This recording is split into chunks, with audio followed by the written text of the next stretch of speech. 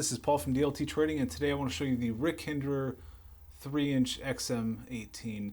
This is the newest version from Rick Hinderer knives, which includes the tri-way pivot system, which, if you're not familiar with that term, it is a three-part system that Rick has just implemented into his knives. Comes with bearings installed on the knife, and also includes phosphor bronze washers and nylon washers that can be inserted in replacement of the factory installed bearings. And first we'll go over the specs on the 3-inch version. Overall length 7 inches, closed length 4.125, and blade thickness is at 140. So if that doesn't mean much to you, I'll show you a quick comparison to the 3.5.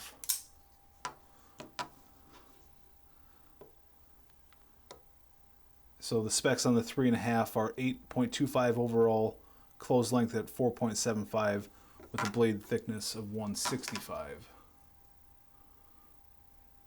And I've already done a video on the first release of the 3.5 with the tri-way that was on the Skinner.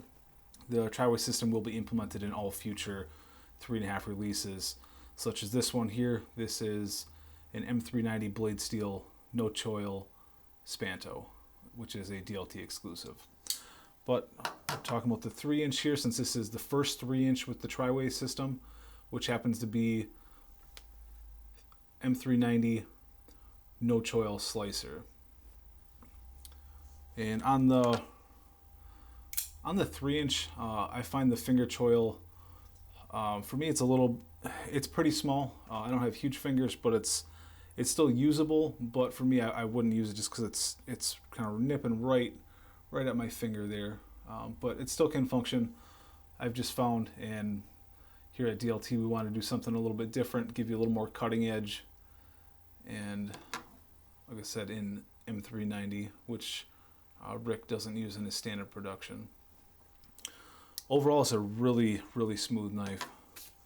Put this one up here. It is just a rocket with the bearings on there. This also is the first showing of the steel lock bar insert in the 3-inch. Rick did a short spurt of lock bar inserts in the 3.5, which was the Gen 5 without the bearings. So the lock bar insert denoted on the Gen 5s in the 3.5-inch, but that single upgrade was skipped on the 3 and just went straight for the tri-way system with the steel lock bar insert. And I'm not sure what the current generation is on the 3-inch. They don't all run in the same line, so this technically isn't a Gen 6 3-inch, but Rick doesn't really want the Gen 6 to be known as the bearing system, more so the tri-way as the bearing system. So there's not a Gen 6 3-inch. It's a different generation, but Rick just wants the tri-way system to be known for the bearings and not the Gen 6 moniker. So this is Stonewash with gray G10. Nice looking knife. Since we did an exclusive, I was able to get pretty granular on the handle configurations and the blade configurations. This one in black G10 with a 2-tone satin and working finish blade. Rick had first did a couple of these towards late 2017, early 2018, and hasn't done many.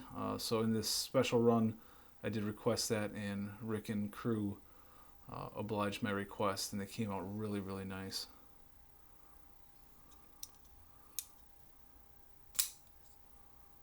So overall, just a really nice knife. If some people have looked at Hinderers and they don't flip very well.